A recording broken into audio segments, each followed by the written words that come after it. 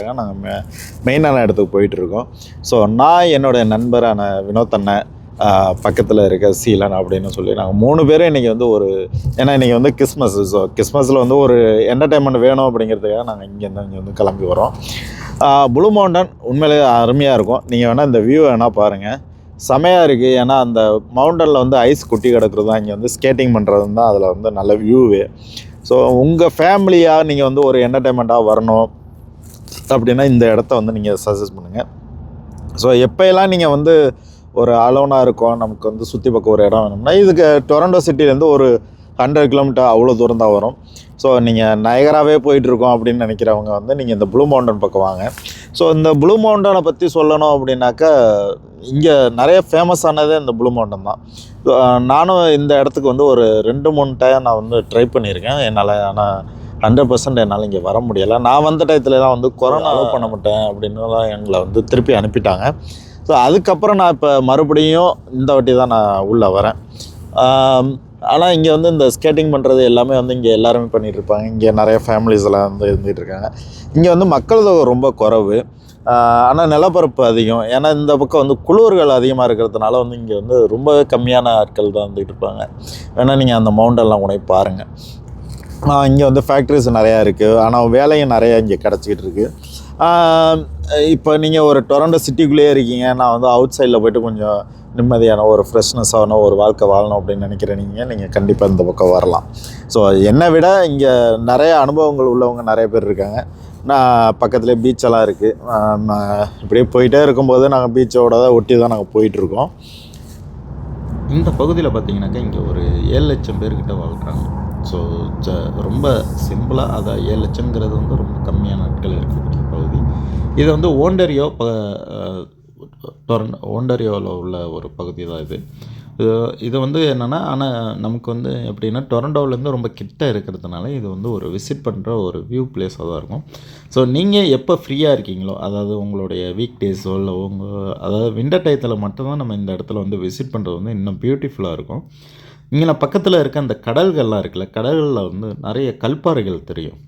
So பெரும்பாலான நீங்கள் வந்து இங்கே கனடாவில் இருக்கக்கூடிய இடத்துல வந்து பார்த்திங்கனாக்கா எந்த இடத்துலையும் வந்து கல்பாறைகள் கிடைக்காது, அதாவது பீச் ஓரத்தில். ஆனால் இந்த ப்ளூ மவுண்டன் சைடு போனீங்கன்னாக்கா கல்பாறைகள் தெரியும் அந்த பீச்சில். ஸோ நல்லாவே இருக்கும்.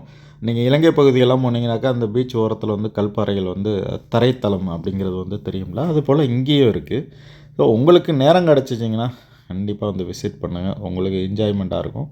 ஸோ நாங்கள் இப்போ வந்து பக்கத்தில் போயிட்டோம். நாங்கள் உள்ளே போய் ரீச் ஆகிட்டு நான் மற்ற வீடியோ கொடுக்குறேன்.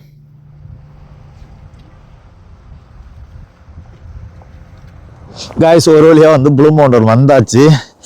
ஸோ இந்த மலை மேலே தான் நாங்கள் வந்து இப்போ ஏறி போகிறோம். ஸோ நான் என் நண்பர்கள் எல்லோரும் வந்து வந்திருக்கோம். பயங்கரமாக குளிருது, நாங்கள் இதுவரை எதிர்பார்க்காதது.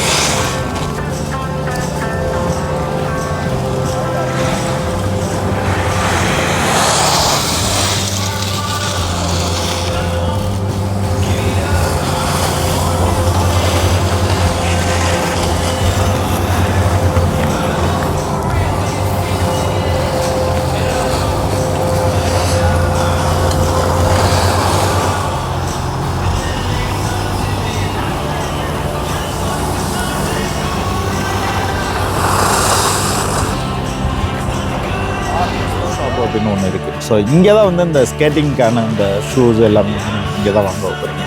ஸோ நம்ம இந்த இடத்துக்கு வந்தது இது பக்கத்துலேயே தான் இருக்குது. இந்த இடம் வந்தோன்னே இந்த ஷாப்போட லொக்கேஷன் வந்து நான் பக்கத்தில் போடுறேன். ஸோ இந்த இடத்துக்கு வந்த பிறகு நீங்கள் உள்ளே போனீங்கன்னா நீங்கள் எல்லாமே பர்ச்சேஸ் பண்ணலாம். ஸோ இங்கே ரெண்டலுக்கு கிடைக்கும், ஒரு நாளைக்கான பர்ச்சேஸ் பண்ணுறதெல்லாம் கிடைக்கும். ஸோ வாங்க உள்ளே போய் பார்க்கலாம்.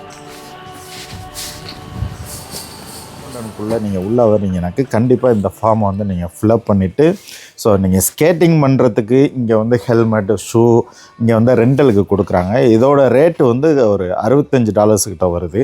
ஸோ நீங்கள் இங்கே வந்துட்டிங்கனாலே உங்களுக்கு கையோரையிலேருந்து இல்லை இந்த தலைக்கவசம் எல்லாமே இங்கே கிடைக்கிது.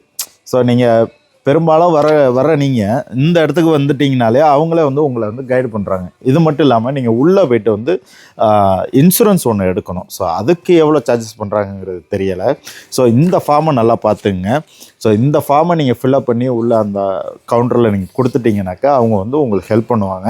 ஸோ இங்கே வந்து வெறும் அந்த காலில் மட்டும் இந்த ஸ்கேட்டிங் ஷூ, ஹெல்மெட் இதுமாரி ப்ரொடெக்ட் பண்ணுற ஐட்டம் மட்டும்தான் இங்கே தராங்க. ஸோ அதுக்கப்புறம் நீங்கள் அங்கே மவுண்டனில் வந்து அந்த ஸ்கேட்டிங் பண்ணுறதுக்கு தனியாக நீங்கள் வந்து வேறு இன்சூரன்ஸ் வந்து நீங்கள் தனியாக வேறு கட்டணும். அதுக்கு வந்து இங்கே அதுக்குன்னு ஒரு ஆஃபீஸ் வந்து பக்கத்தில் இருக்குது. ஸோ அங்கே பே பண்ணிவிட்டு நீங்கள் வந்து ஸ்கேட்டிங் பண்ணலாம்.